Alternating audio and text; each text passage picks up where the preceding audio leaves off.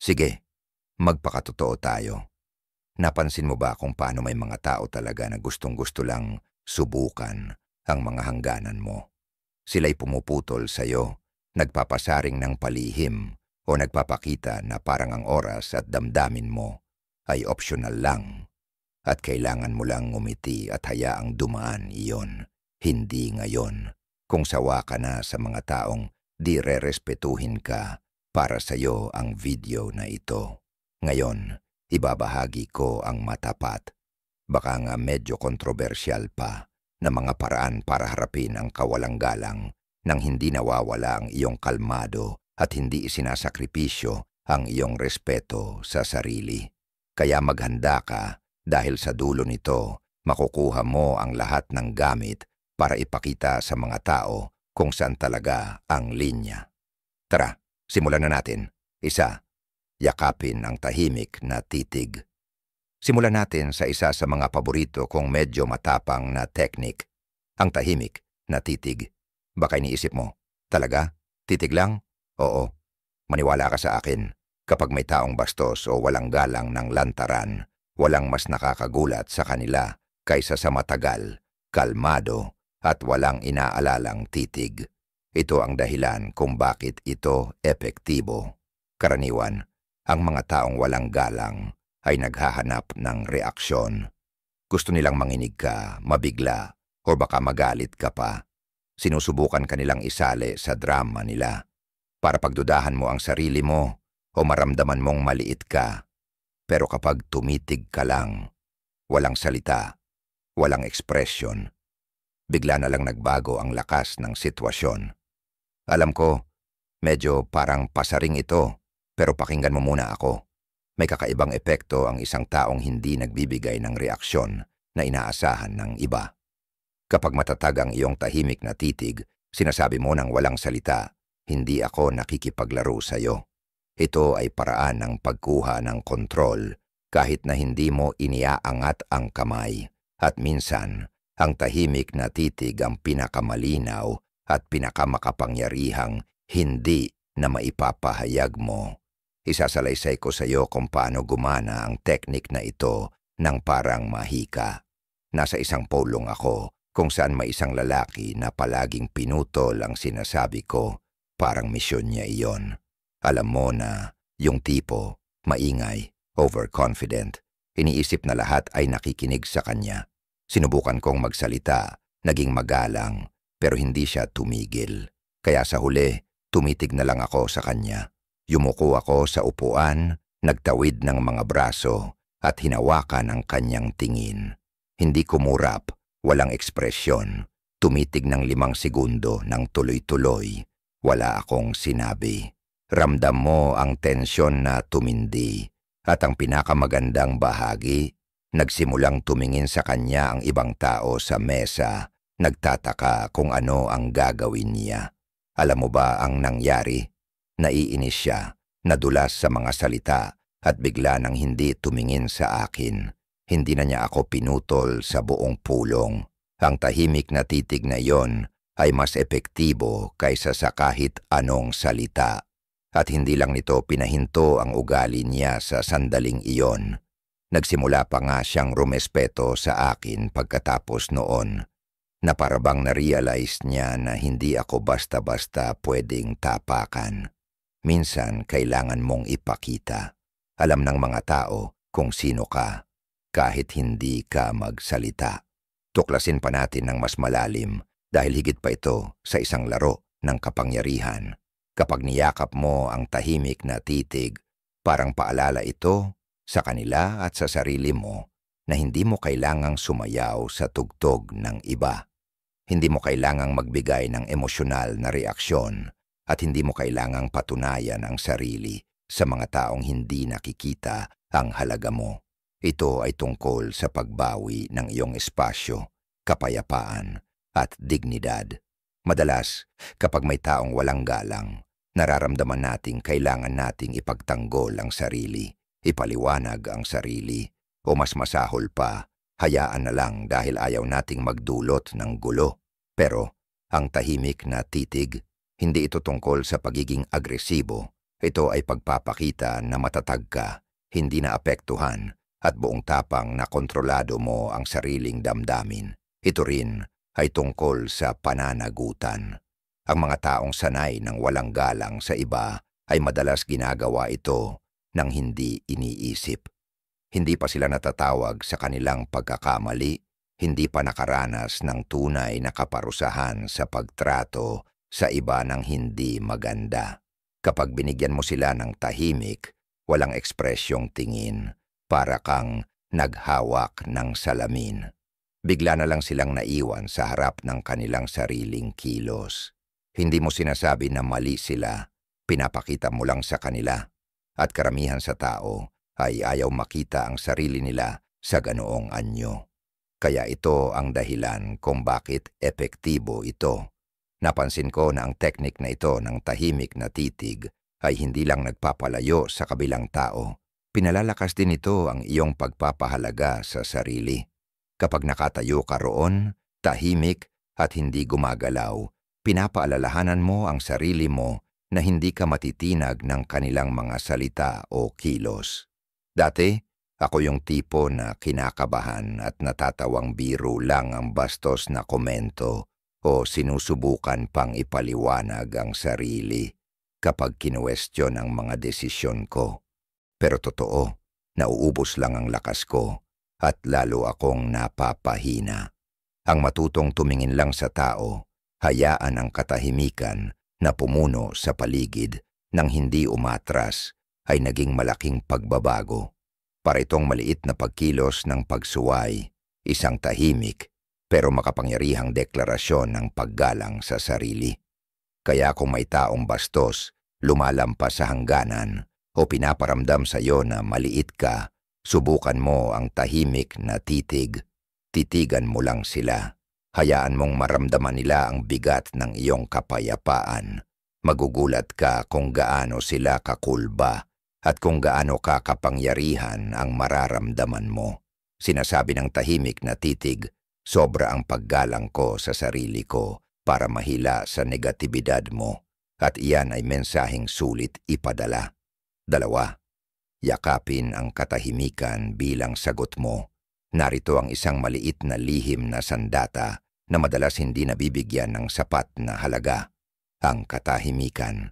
Kapag may taong walang respeto sa iyo, isa sa pinakamakapangyarihang tugon ay ang walang tugon talaga. Alam ko, ang iniisip mo, ang katahimikan parang pagiging pasibo, para bang pinapabayaan mo silang makalusot, di ba? Pero ito ang totoo, malayo ang katahimikan sa pagiging pasibo. Isa itong pagpili, at minsan, ito ang pinakamatapang at pinakamalakas na sagot na maibibigay mo. Kapag may nagtatapon ng negatibidad sa iyo, sinusubukan kanilang hilahin sa kanilang drama para maramdaman mong maliit ka o magdepensa. Pero kapag hindi ka nakisali, kapag hinayaan mo lang na nakabitin ang kanilang mga salita ng walang sagot, pinipilit mo silang harapin ang sarili nilang asal ng mag-isa. At ang katahimikan na yon, nakakabulagta. At ito ang dahilan kung bakit epektibo ito. Karaniwang naghahanap ng reaksyon ang mga taong walang respeto sa iba. Naghahanap sila ng away, paliwanag, o kahit anong uri ng pagkilala para sa kanilang asal. Pero ang katahimikan ang nagsasabi, hindi kita bibigyan ng aking enerhiya. Sa hindi pagsali, kontrolado mo ang usapan at nagpapadala ka ng malinaw na mensahe. Hindi ako nandito para aliwin ang kawalang galang mo. Minsan, ang pinakamakapangyarihang paraan para makipag-usap ay ang hindi makipag-usap. Ito'y tahimik at banayad na paalala na hindi sila karapat-dapat sa iyong oras o salita. Naalala ko isang pagkakataon na kasama ko ang isang tao na hindi mapigilang magbigay ng mga sarkastikong patama. Alam mo yung klase ng tao na nagtatago ng insulto sa likod ng biro at sinusubukang ipasa ito bilang walang masamang intensyon. Isang araw, sinabi niya ang isang ganap na hindi kailangan na puna tungkol sa trabaho ko. Halatang gusto lang niya akong pasukin sa emosyon. Karaniwan, sinubukan kong ipaliwanag ang sarili ko o kahit magbitiw ng matalas na sagot. Pero noong pagkakataong yon, tiningnan ko lang siya, itinaas ang kilay at hindi nagsalita ng kahit ano. Hinayaan kong nakabitin ang mga salita niya sa hangin. Hinayaan ko siyang maramdaman ang nakakailang, mabigat na katahimikan. Alam mo ba? Hindi niya alam ang gagawin. Tiningnan niya ako, tumingin pababa, mumbling ng isang bagay, at lumipat na lang. Yun ang huling pagkakataon na sinubukan niya yun sa akin. Parang bigla niyang naisip, kapag hindi ako nagre-react, wala siyang makukuha na kapangyarihan. At yan ang ganda ng katahimikan. Pinapagutom nito ang kawalang galang ng atensyong inaasam nito. Narito ang mas malalim na mensahe. Kapag pinili mo ang katahimikan, pinipili mo ang sarili mo. Sinasabi mo, mas pinapahalagahan ko ang aking kapayapaan kaysa ang opinyon mo tungkol sa akin. At hindi lang ito nagbibigay lakas, ito'y revolusyonaryo. Madalas, nakakaramdam tayo ng pressure na sumagot, magpaliwanag, ipagtanggol ang mga desisyon o patunayan ang halaga natin sa mga taong, sa totoo lang, wala namang balak na respetuhin tayo. Pero sa pagyakap sa katahimikan, tinatanggihan mong sundin ang kanilang mga patakaran. Kumakampi ka ng hindi gumagalaw. Pinapabatid mo sa kanila, hindi ka karapat-dapat sa mga salita ko. At hindi lang ito tungkol sa pagkontrol sa sitwasyon. Ito ay tungkol sa pagkuha muli ng iyong enerhiya. Ang katahimikan ay parang filter. Pinananatili nitong buo ang iyong kapayapaan sa pamamagitan ng pagharang sa negatibidad na gustong ibato ng iba sa'yo. Sa sandaling tigilan mo ang pakiramdam na kailangang sagutin ang bawat bastos na salita, bawat sarkastikong patama. Napalaya mo ang sarili mo. Hindi mo na binibigyan ng access ang iba sa iyong panloob na mundo. Nagsisimula kang mamuhay sa sarili mong mga kondisyon. Aaminin ko, hindi madali para sa akin ang matutong gumamit ng katahimikan. Akala ko dati na kung hindi ko ipagtatanggol ang sarili ko, magmumukha akong mahina o pasibo. Pero napansin ko ang isang bagay, tuwing sasagot ako sa mga taong walang respeto sa akin, nauubos ako at naiinis. Pero kapag pinipigilan kong magsalita, kapag hinayaan kong dumaan ang mga komento nila na parang puting ingay lang, napagtanto ko ang isang makapangyarihang bagay. Naramdaman kong mas magaan, mas malakas, at mas kontrolado ako. Sobrang pag-react. So ito ang hamon ko sa'yo. Sa susunod na may taong walang respeto sa'yo, huminto ka muna saglit. Huminga ng malalim, tumingin sa mata niya, at huwag kang magsalita. Hayaan mong magsalita na lang ang katahimikan mo para sa'yo. Baka magulat ka kung gaano siya kakulitan at kung gaano ka-liberating para sa'yo ang hindi pagsagot. Yakapin mo ang katahimikan bilang sagot mo, kasi minsan ang hindi pagsagot ang pinakamakapangyarihang pahayag. 3. Tigilan ang pagpapaliwanag ng mga pinili mo. O sige, ito naman ay tutumbok sa marami sa atin. Tigilan mo na ang pagpapaliwanag ng mga desisyon mo. Seryoso, ilang beses mo na bang ginawa ang isang desisyon para sa sarili mo, tapos bigla na lang may nagtatanong kung bakit? Bakit mo ginawa yon? Bakit hindi ka pumunta sa event na yon? Bakit mo tinanggap yang trabaho? Parang akala ng mga tao, may karapatan silang hingin ang paliwanag sa lahat ng ginagawa natin. At ang totoo, wala silang karapatan. Ang mga desisyon mo ay para sa'yo at hindi ka obligado na magpaliwanag kung paano mo pinipili ang buhay mo. Maaring kontrobersyal ito pakinggan, pero aminin natin, kapag tinatanong ka tungkol sa mga desisyon mo, madalas hindi naman nila talaga gustong maintindihan. Naghahanap lang sila ng dahilan para husgahan ka. Sinusubukan nilang hanapan ng butas ang mga pinili mo para mapaisip kang muli sa sarili mo. o para makaramdam sila ng ginhawa sa sarili nilang mga desisyon sa pamamagitan ng pagpapalagay na mali ang sayo. At alam mo ba, hindi mo kailangang sumunod sa larong yon. Kapag tinigil mo ang pagpapaliwanag, nire-reclaim mo ang iyong kalayaan at pinapakita mo sa kanila na ang buhay mo ay hindi pinagdedebatehan. Tingnan natin ng mas malalim kung bakit nararamdaman ng mga tao na karapat-dapat silang hingin ang paliwanag sa umpisa pa lang. Kapag tinatanong nila ang mga desisyon mo, kadalasan dahil hinahamon ng mga desisyon mo ang pananaw nila sa mundo. Siguro, nanganganib kang gawin ang isang bagay na takot silang gawin, o baka naman lumalabas ka sa comfort zone na kinagesnan nila. Ang pagiging independent mo o ang pagiging handa mong gawin ang mga bagay ng iba ay nakakailang sa kanila.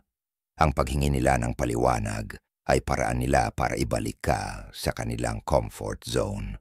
Pero ito ang pinakamalupit. Kahit na nakakaramdam sila ng discomfort, hindi ibig sabihin na responsibilidad mo silang patahimikin. Hindi public service announcement ang buhay mo. Hindi mo kailangang ipaliwanag o ipagtanggol ang mga pinili mo sa kahit sino. Naalala ko noong nagdesisyon akong magpalit ng career mula sa isang stable na trabaho patungo sa isang bagay na talagang passion ko, pero may mas mataas na risk. Nang malaman ng mga tao, parang inihayag ko na lilipat ako sa Mars. Paulit-ulit akong tinatanong, bakit mo iiwan ang stable na trabaho? At paano mo gagawin na maging successful yan? Sa simula, sinusubukan kong ipaliwanag. Sinabi ko kung paano ko gustong magkaroon ng mas makabuluhang trabaho at na may plano ako. Pero mabilis kong napagtanto na kahit anong sabihin ko, parang kulang pa rin. Kapag mas marami akong ipinaliwanag, mas marami silang tinatanong. Hinahanap ang mga butas at pinaparamdam na kailangan kong patunayan ang sarili ko. May isang nagtanong, pero bakit mo iiwan yung trabaho? Sagot ko lang, kasi gusto ko. Walang dagdag na paliwanag. Walang pag-eksplikar ng strategy ko. Isang simpleng sagot lang. At alam mo, ang saya-saya ng pakiramdam.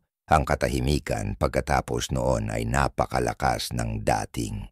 Hindi alam ng mga tao kung paano sasagot kasi kinuha ko sa kanila ang kapangyarihan na questionin ang mga desisyon ko. At alam mo ba, unti-unti silang tumigil sa pagtatanong.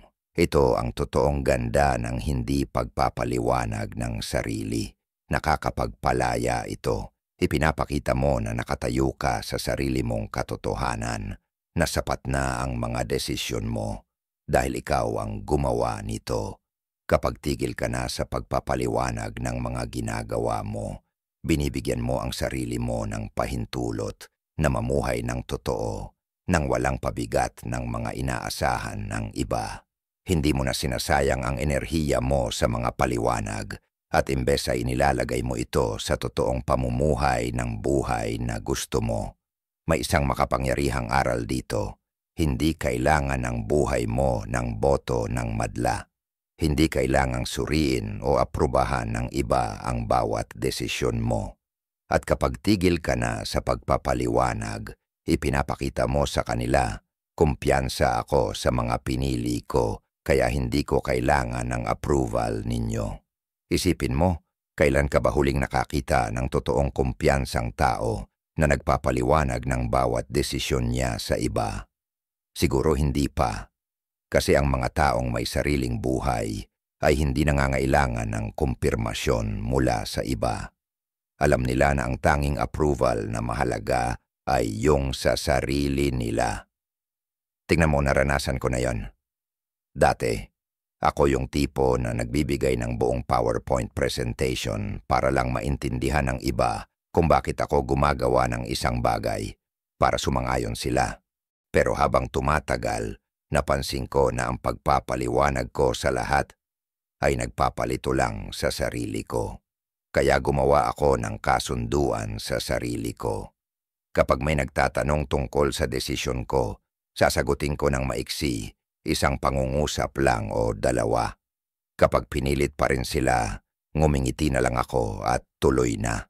At alam mo ba, gumaan ang buhay ko.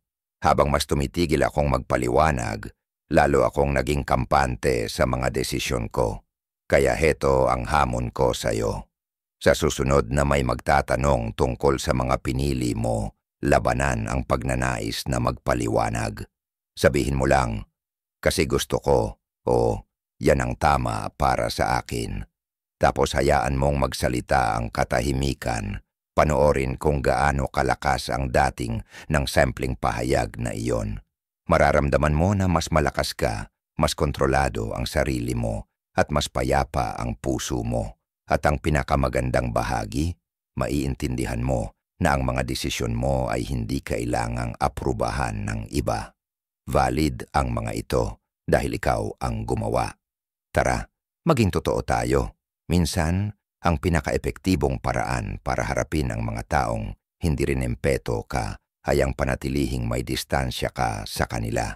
Alam ko, medyo matindi ito. Baka maging tila malamig pa.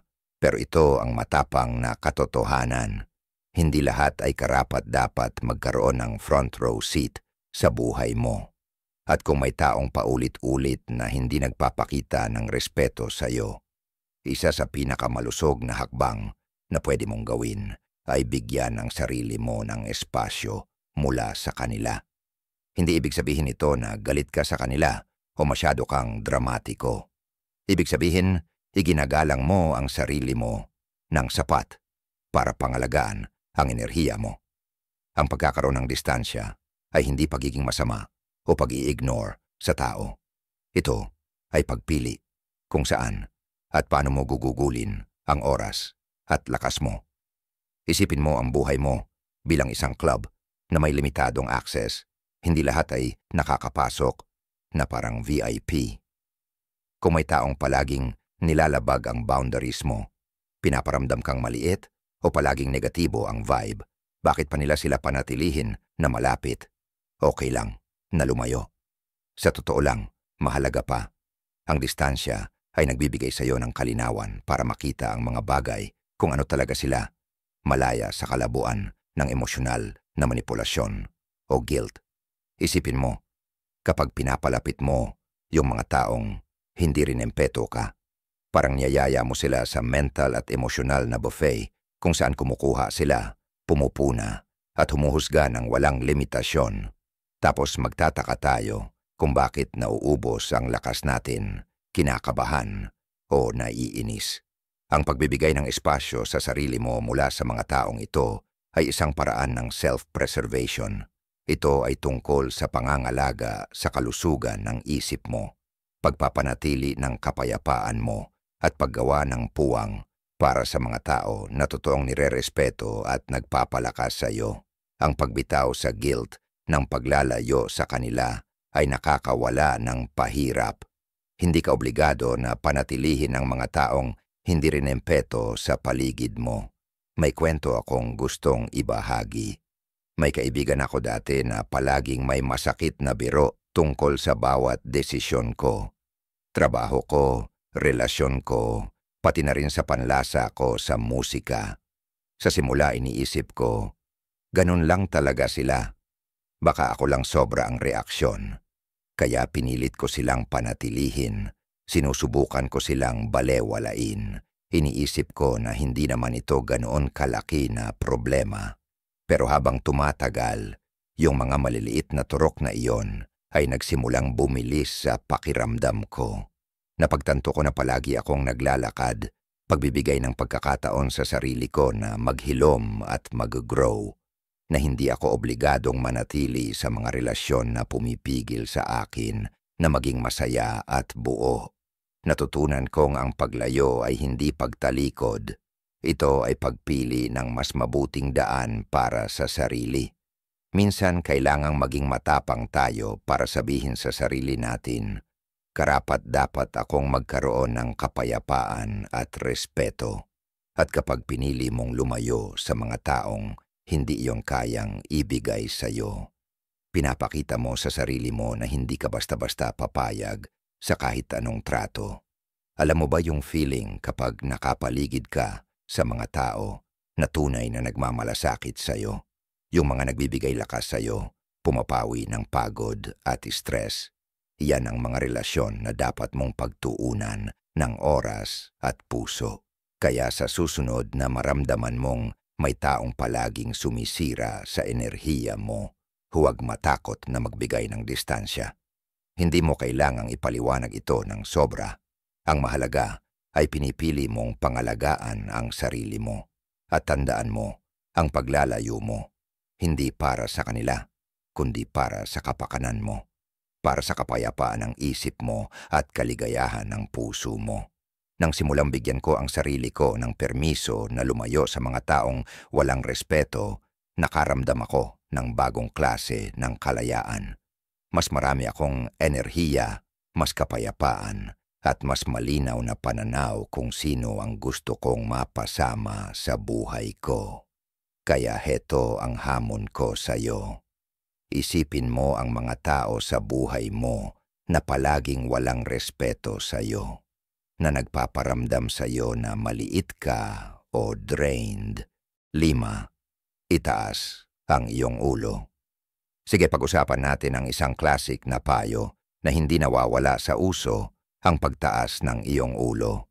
Alam kong parang generic na advice ito, pero tiwala ka sa akin. Ito'y ginto talaga kapag nakikitungo ka sa mga taong walang respeto sa'yo. Ganito kasi yan. Kapag may taong walang respeto, umaasa sila na mararamdaman mong maliit ka.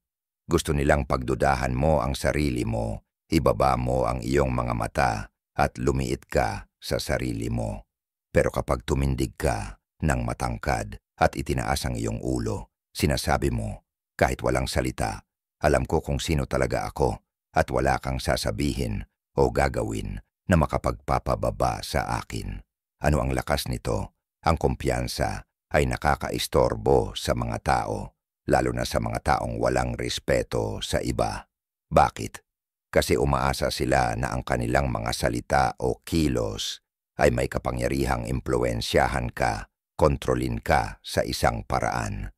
Kapag hindi mo pinapayagang marating ka ng kanilang kawalang respeto, kapag literal kang tumindig ng mas matangkad at itinaas ang ulo, ipinapakita mo sa kanila na wala silang kapangyarihan para pabagsakin ka.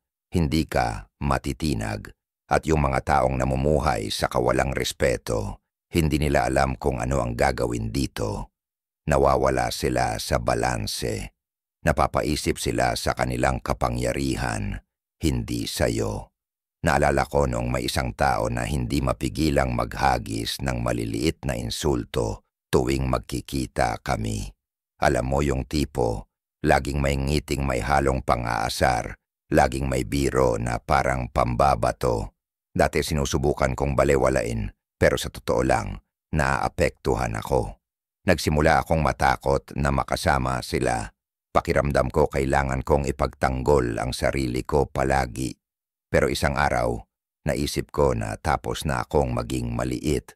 Lumabas ako, balikat nakabak, ulo nakataas.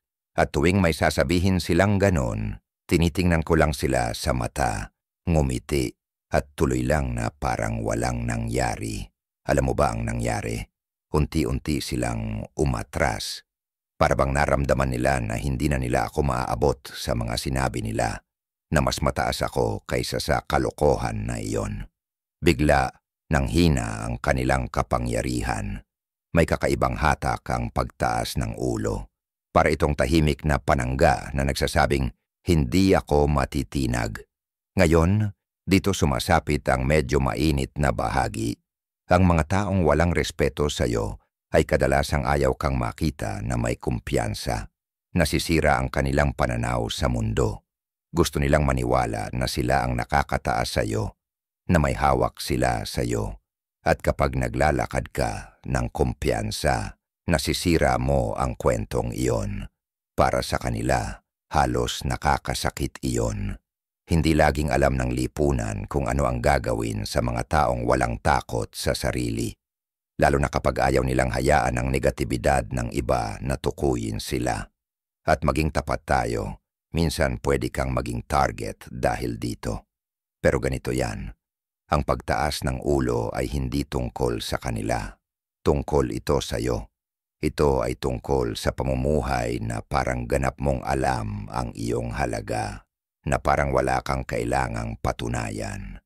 At pwede itong maging radikal na paraan ng pagpapakita ng respeto sa sarili.